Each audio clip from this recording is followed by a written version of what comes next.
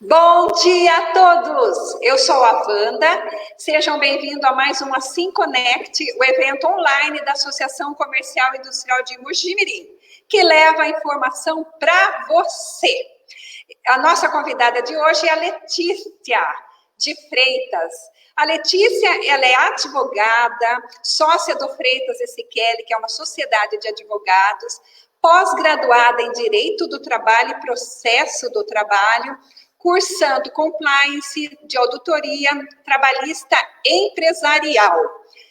Ela é fundadora do WF Mulher, que é uma empresa de empreendedorismo feminino, é membro da comissão do Jovem Advogado da OAB, foi embaixadora do BNI, a maior organização de networking por referência do mundo. Atualmente, membro e mentora de membros novos do grupo BNI, líder Mogi Guaçu Mogi-mirim. E é uma das fundadoras do GEA, que é o Grupo de Empresários e Empreendedores de Aguaí. Bom dia, Letícia, seja bem-vinda. Bom dia, Wanda. Quero agradecer primeiramente o convite da Assim para estar participando dessa live de hoje. Eu sei que as empresas estão bem apreensivas, né? Os empresários estão apreensivos. Cada hora é uma medida provisória nova, uma decisão nova, um decreto. Então, a gente veio aqui para tirar a dúvida de vocês e conseguir suprir essa expectativa para não ter problema na empresa. Vamos organizar, trabalhar a parte preventiva, que é o principal. Joia! Então, eu vou informar que você que tem pergunta, que está nos acompanhando, vai fazendo a sua pergunta, que a Kelly, que está aqui conosco, ela vai colocar na telinha ao final da sua live para você responder. E a primeira, que é um assunto assim comentadíssimo no momento, é o que nós vamos fazer em relação ao termômetro? Qual o modelo de termômetro que eu, empresária, dona de loja, que tenho meu estabelecimento, devo comprar? Então, Wanda, o termômetro que foi aprovado é o termômetro digital. Um termômetro digital infravermelho, o código dele é ITT100. É um que ele é feito tomado na testa, então não precisa colocar no braço. A pessoa já diminui o contato entre um e outro. Ele é um dos melhores e é um dos aprovados também aí para a questão do coronavírus, para a questão desses testes. É porque o contato é impossível, não devemos ter contato nenhum. Sim, devemos ter uma pessoa responsável para realizar a triagem diária, e essa pessoa ela tem que ter algum treinamento específico, alguma formação, porque já que tudo isso está sendo assim, a cada semana uma exigência, então o nosso empreendedor ele não tem uma pessoa específica para fazer isso. O que ele vai fazer? Ele vai usar o colaborador que ele já tem. Não existe uma regra do qual obriga que precisa ter uma pessoa específica para fazer o teste. Certo. Até porque é muito rápido, as decisões vêm cada vez dia a dia. O que eu sugiro é que o empregado que tenha um pouco mais de conhecimento dentro da empresa, o empregador disponibilize esse empregado para fazer esse teste. E o principal é que esse empregado, né, ele tome os devidos cuidados. E quais seja, estar de máscara, estar de luva, usar álcool em gel com frequência, tomar o devido cuidado, e aí já o termômetro ele já evita um pouco o distanciamento, né? Você já tem uma distância maior, porque por ser na testa, você consegue manter até talvez 1 metro de distância, que é o que eles recomendam. Tá. O funcionário que fizer essa triagem, ele corre o risco de ser infectado? Porque ele vai estar ali o dia inteiro. Não só o funcionário, é uma doença muito nova, então a gente não tem como saber quem vai ser infectado. Você evitar tomar os devidos cuidados, ainda que você seja infectado, né? Você teve os cuidados.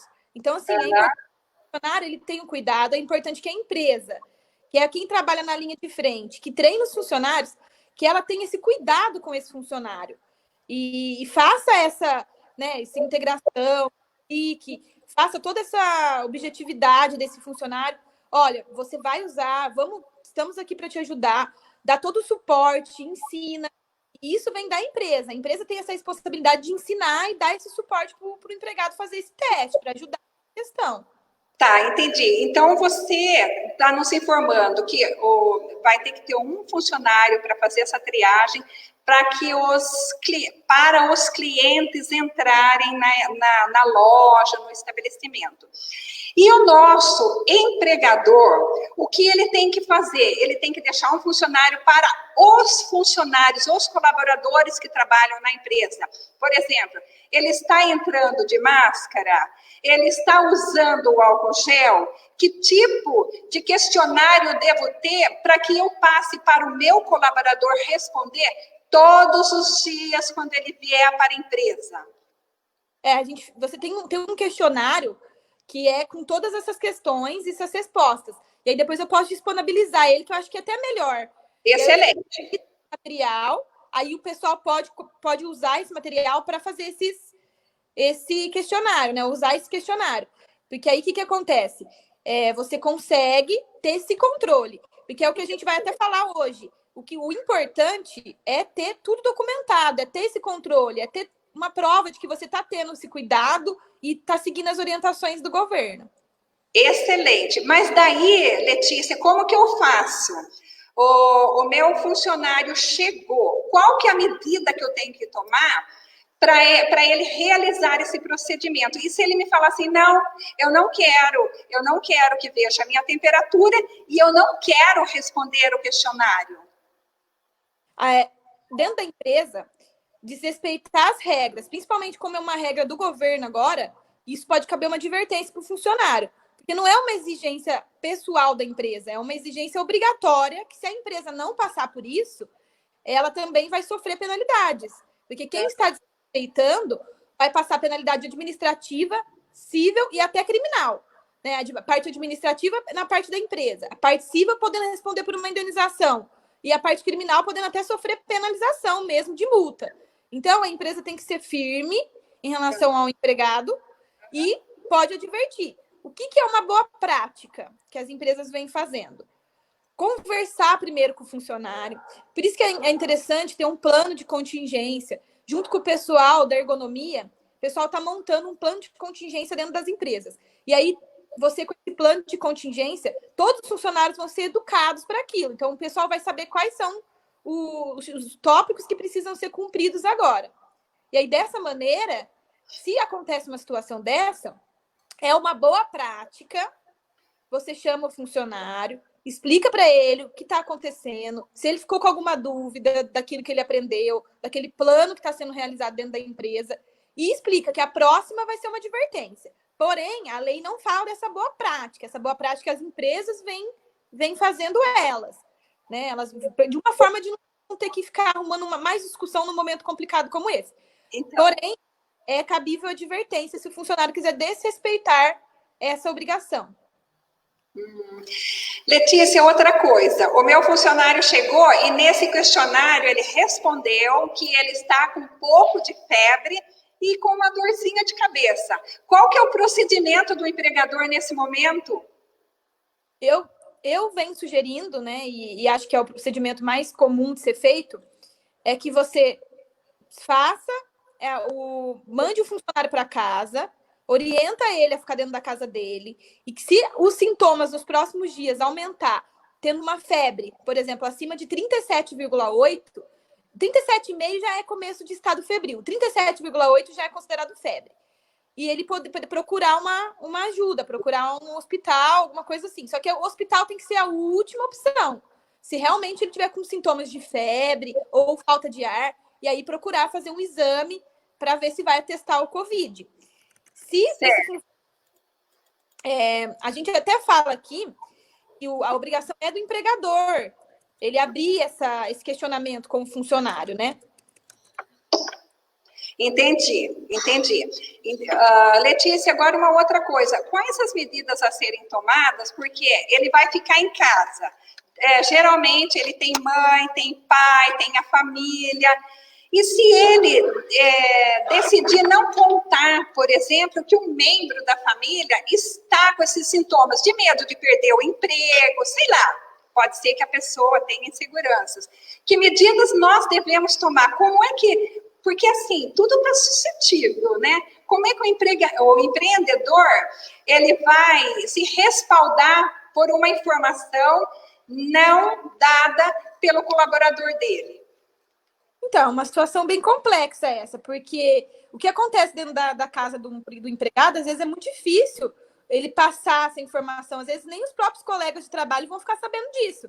Então, por isso que eu penso que você tendo dentro da empresa aplicado já um plano muito correto de contingência, de evitar essa propagação do coronavírus dentro da empresa, o funcionário já vai criar aquele entendimento daquilo que está sendo feito. E ele vai evitar. Até porque, como eu disse, essa questão da multa, da parte administrativa e da parte civil, ela não é aplicada só às empresas, ela é aplicada para qualquer pessoa. Então, tem um artigo, tem essa questão de que se a pessoa não cumpre, ela pode sofrer essas penalidades. Então, por isso que é muito importante que o funcionário tenha isso em mente, que não é só a empresa que vai ser prejudicada, que se ele estiver guardando informação para se proteger e de repente ele vem, está contaminado e passa para as outras pessoas, talvez ele pode sofrer uma penalidade em relação a isso. Então ele também tem que entender isso. Por isso que tem que documentar. Exato, por isso que é importante sempre documentar. Já que esses testes eles vão ser feitos, o dia a dia você vai ter essa documentação de tudo, até inclusive se o funcionário se negar a estar fazendo um teste, se o funcionário se negar a estar informando algo. Entendi. O pessoal que está em home office, quais as medidas legais que as empresas podem tomar no caso que o home office não se aplica? A pessoa tem que estar presente. Tem algum tipo de respaldo que o empreendedor tem em relação a isso? Então, as medidas provisórias, elas vieram com várias possibilidades. Uma delas é a questão de quem pode trabalhar em teletrabalho, home office, seria a melhor opção, porque aí você diminui os riscos, diminui tudo. Se uma empresa pode trabalhar 100% home office, claro que é bem melhor, porque imagina, a pessoa não precisa se preocupar com todas essas exigências que tem de presencial. O que o governo acabou dando de opções para as empresas é suspender ou reduzir o contrato de trabalho. Né? Então, assim, empresas e isso pode ser mesclado também, que isso é uma pergunta que muitas pessoas me fizeram.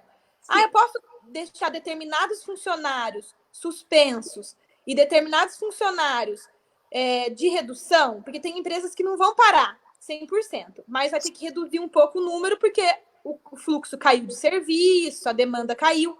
Então, essas empresas elas vão acabar tendo uma diminuição de trabalho ali e de renda também.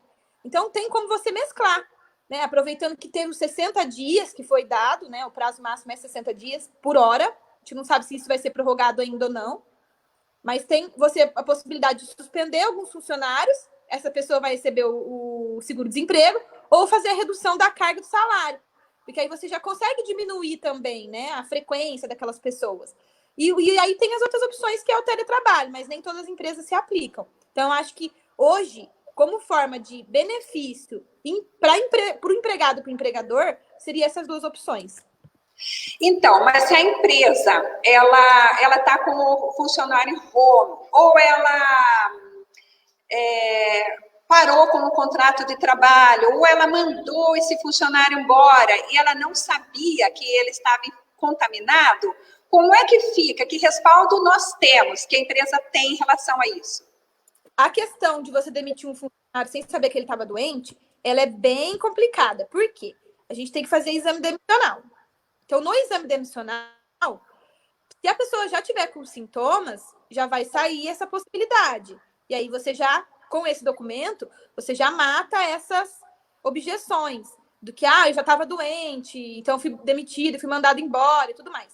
Agora, se provado que o funcionário já estava doente antes, o empregador já sabia, ele pode ser restituído a trabalhar, ficar 12 meses, né? Porque é uma questão de doença, então ele tem que ser recolocado no trabalho, ficar pelo período 12 meses que garante aquela estabilidade do funcionário que ficou doente dentro da empresa e torcer para não sofrer nenhum processo de indenização por isso. Então, por isso que tem que ter muito cuidado, por isso que tem que ter todo esse cuidado com o funcionário e também na hora de fazer uma demissão, passar por todos os procedimentos e se você tem tudo documentado, você tem uma prova, aí você consegue se defender, consegue ter argumentos para se defender numa eventual ação trabalhista. Meu funcionário está trabalhando, ele teve os sintomas, daqui a pouco ele foi para casa, ele está lá em quarentena, ele está com o Covid. O que a empresa tem que fazer para estar com o documento? Quanto tempo ele tem que ficar em casa? Qual que é a reação da empresa perante isso? Certo. A quarentena, que a gente chama, né, que todo mundo acha que é 40 dias, mas não é. Na verdade, ela é de 14 dias, que é mais ou menos o período que foi comprovado que o vírus fica dentro do sangue da pessoa. Porém, ela pode se estender para mais 14 dias, devido a ter um resultado laboratorial, né, comprovando o risco dessa transmissão. Então, às vezes, a pessoa pode ter 14 mais 14 dias. O que o empregador não pode exigir do empregado? É que ele vá até um hospital só para pegar um atestado médico, por exemplo. É claro que se o empregado ele tiver sintomas graves, ele vai ao hospital, ele vai fazer o exame, ele vai ter esse resultado. Então, esse resultado já vai servir de prova para o empregador. Mas ele não pode exigir que tenha atestado médico. Por quê? Senão vira aglomeração e hospital por sintomas. Então, isso não pode ser exigido. Isso eu acho que é muito importante falar. A questão do funcionário, é importante que fique em isolamento durante aquele período. E é considerado falta justificada esse período que ele é e deve ser pago pelo empregador normalmente. Então, é considerada falta justificada esses períodos que ele fique afastado. Tá. Como contestar na Justiça do Trabalho que a empresa não é responsável pela infecção de um colaborador? Aí é o que eu te falo. Por isso que a importância é tudo ser documentado. Você tem que, dentro da sua empresa, fazer a documentação, comprovar que você está entregando corretamente todos os IPIs, comprovar que você está entregando e está sendo assinado. Eu acho que a gente até vai falar sobre essa questão também mais para frente. Tem uma questão sobre essa. Mas está tentando documentar. Tem que ser documentado. Tudo que você documenta, você tem prova depois para levar um processo como defesa da empresa. Configura acidente de trabalho o colaborador que contrair Covid e vir a óbito? Então, esse é um assunto que foi bastante polêmico nesse caso. Não é considerado acidente de trabalho o empregado que é infectado dentro da empresa e vem a óbito, desde que não haja nexo causal. Se houver nexo causal, o que é nexo causal? Conhecimento e resultado. Então, por exemplo, eu vou dar um exemplo que eu acho que fica mais fácil das pessoas entenderem. Teve 2 assuntos reais aqui no Brasil que está tendo processo, que foi um empresário, ele foi viajar para um casamento em outro estado, e lá ele teve contato com pessoas de outro país, vindo da Itália, que era onde já estava cheio de casos do coronavírus. Esse empresário, ele voltou embora para a casa dele e ele tinha uma empregada doméstica que era do grupo de risco. E ele já voltou com sintomas do coronavírus. Já voltou com falta de ar, já voltou com um pouco de febre, já voltou com aquela tosse, já voltou com sintomas. Já estava suspeito de que ele estava com coronavírus e ele foi fazer o exame. Porém, ele não dispensou essa empregada doméstica dentro da empresa dele. Dentro da empresa. Na verdade, era dentro da própria casa, né? Na casa. E essa empregada doméstica, ela contraiu o coronavírus e ela morreu. Então, virou polêmica também por causa desse assunto. Por quê? Foi provado que se você conseguir provar, né? Se eles conseguirem provar essa causa, esse efeito que teve, esse nexo causal de que ele sabia, já estava com sintomas, já estava em lugar que tinha pessoas contaminadas, mais de 30, 40 pessoas foram contaminadas naquela festa que ele foi. Se tudo isso for provado, existe um nexo causal de que a pessoa sabia e ela não se preveniu e transferiu para outra pessoa que veio a óbito. Aí, num caso desse, é possível ser provado o nexo causal, ser considerado acidente de trabalho e esse empregador aí ter que pagar indenizações e, às vezes, muito mais que isso devido a essa situação. Puxa, Letícia, dá aqui para a gente dicas para as empresas evitarem processos trabalhistas, demissões irregulares e se prepararem para essa crise que está acontecendo, que é tão atípica e que está deixando todo mundo muito ansioso. E que eu falo, muitas pessoas até me perguntam e falam, nossa, Letícia, por que aumentou tanto o número de processos trabalhistas durante essa pandemia e tudo mais? Aumentou? Aumentou muito. Quais os motivos? Em grau de porcentagem e grau de valor, foi um aumento muito grande, muito significante. A questão do motivo maior, eu vejo que foi a questão da demissão. O que aconteceu? As empresas, elas ficaram com um desespero muito grande quando foi instaurado o isolamento e falaram assim, não tenho condição de manter esse funcionário. Até então, logo no começo, não existia a possibilidade de redução e nem suspensão do contrato de trabalho. Então, eles se viam meio que desesperados, não sabiam o que fazer. Então, teve empresas que já saíram fechando as portas e demitindo todo mundo. Mas o que acontece? A única coisa que não é negociável é você fazer a demissão e pagar essa rescisão para esse funcionário. Isso não é negociável. Independente de ter medida provisória, a medida provisória não fala sobre isso. Ela fala sobre você poder jogar o FGTS lá para frente, tudo bem, né? Você consegue parcelar. Deu várias possibilidades, mas não deu a possibilidade de parcelar ou negociar a rescisão. E aí, o que as empresas fizeram? Elas saíram demitindo, só que não tinha caixa para pagar todo mundo. Então, foi acabando, acabou começando a virar aquela bola de neve. Demitiu vários funcionários, não tinha caixa, esses funcionários tiveram que aceitar um acordo de rescisão parcelada, o que não é legal. Sem contar outras coisas que dentro das empresas, os empregadores tiveram atitudes que vão começar a gerar processo trabalhista. Então, o que eu falo? Sempre pergunta, é possível que uma empresa pode até falir devido a essas inobservâncias? Né? Então, o que a gente fala? Por que uma empresa pode falir? Você pode ter altas indenizações trabalhistas, porque os processos de demanda trabalhista aumentam, e aí hoje, dentro da Justiça do Trabalho, é possível você cobrar indenização. Antigamente não era muito difícil, mas hoje é cabível a indenização por dano moral, por exemplo, na Justiça do Trabalho. O juiz vem fixando isso.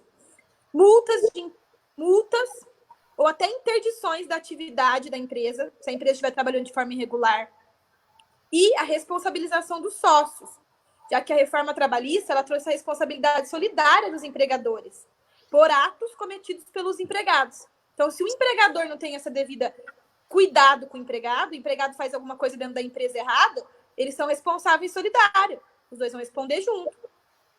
Além do prejuízo econômico que uma empresa tem de perder vários colaboradores, ter que fechar e tudo mais. Então, o que eu posso dar de dica, né, para evitar essas demissões irregulares? É importante toda empresa trabalhar com uma gestão de risco, que é um nome que a gente fala no compliance trabalhista.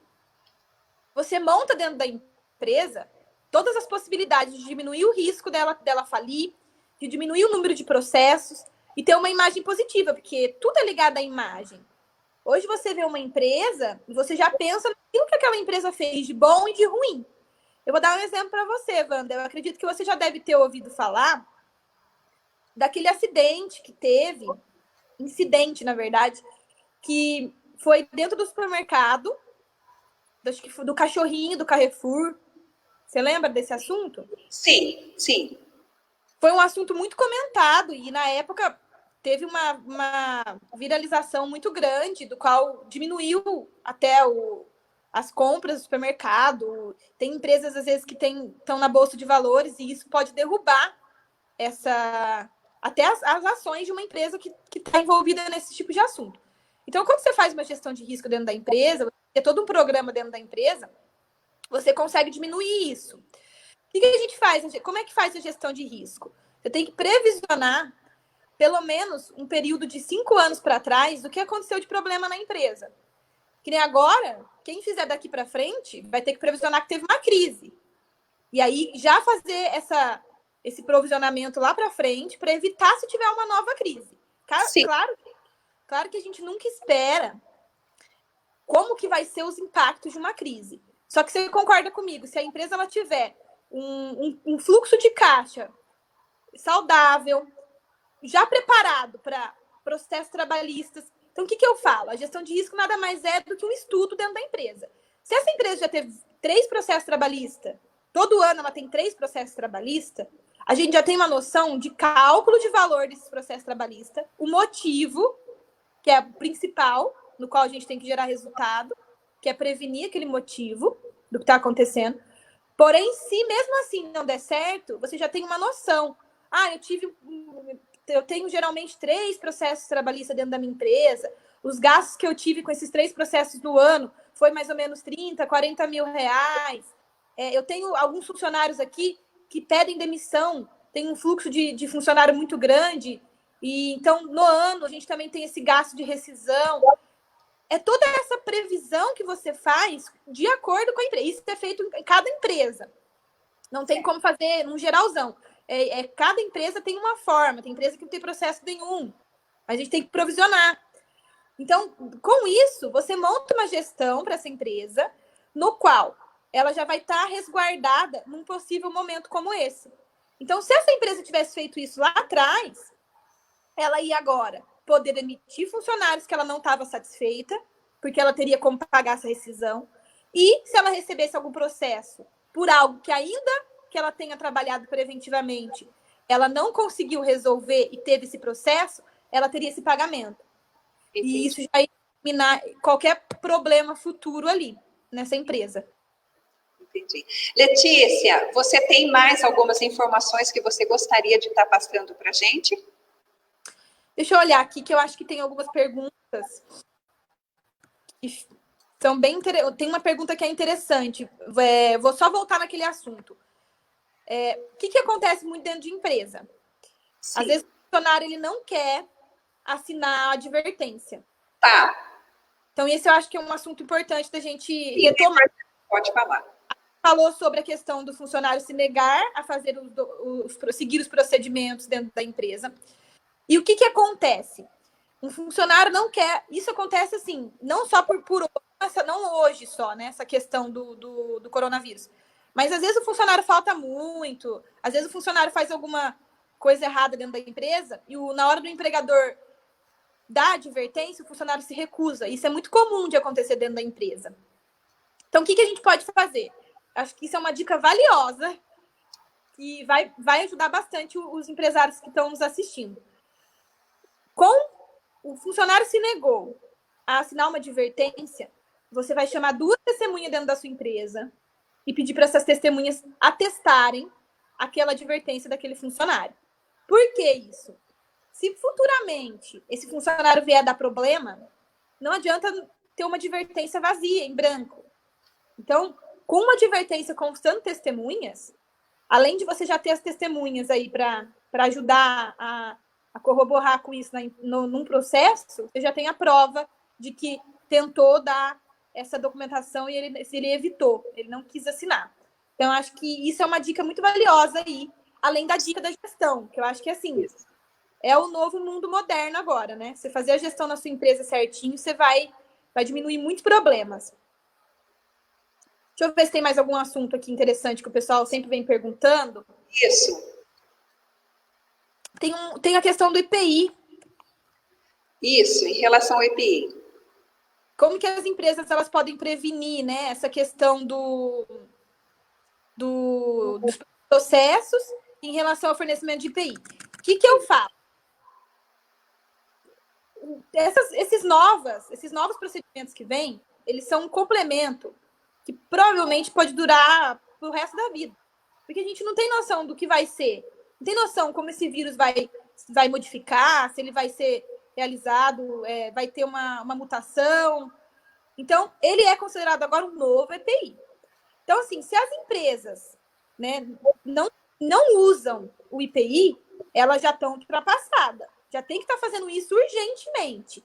E, para isso, é importante a empresa elaborar um documento junto ao seu jurídico, ao seu segurança do trabalho e tudo mais, aonde conste quais são os IPIs que aquela empresa precisa usar, o nome da pessoa, né, utilizando ele, então fazer isso com todo funcionário, o prazo de troca, e isso tem que ser documentado e assinado pelo empregado.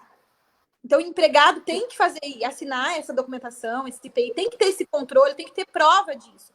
E o empregador, ele tem que estar ali ou a pessoa responsável pela empresa, às vezes o RH, tem que estar ali, né? Às vezes é o RH, às vezes é o jurídico. Geralmente, nas empresas que a gente trabalha, é o jurídico que elabora esse IPI e faz esse controle também. Então, saber... é importante o empregador ter um documento que entregou a máscara, quantas máscaras entregou, álcool gel, ele fez a sinalização da distância entre um funcionário e o outro, então é muito importante ele estar documentado. E você tem que disponibilizar para a gente o modelo dessa declaração? Sim, eu tenho. A gente utiliza, e aí eu disponibilizo depois também junto com o material das regrinhas do... Ok. Tem mais alguma consideração? Deixa eu ver se tem mais alguma questão aqui que o pessoal pergunta com frequência.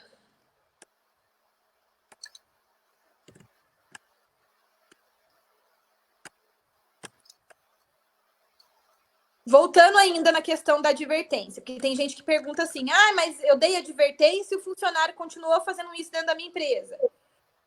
É possível 2 advertências, na terceira é suspensão.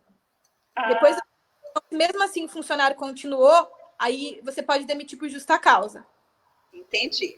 Então tem essa possibilidade também. Deixa eu ver se tem mais alguma coisinha, mas eu acho que a gente falou bastante. A questão de quanto tempo que tem que ser guardado esses documentos. Isso, uma boa pergunta. A prescrição de um processo trabalhista, ela é de 5 anos.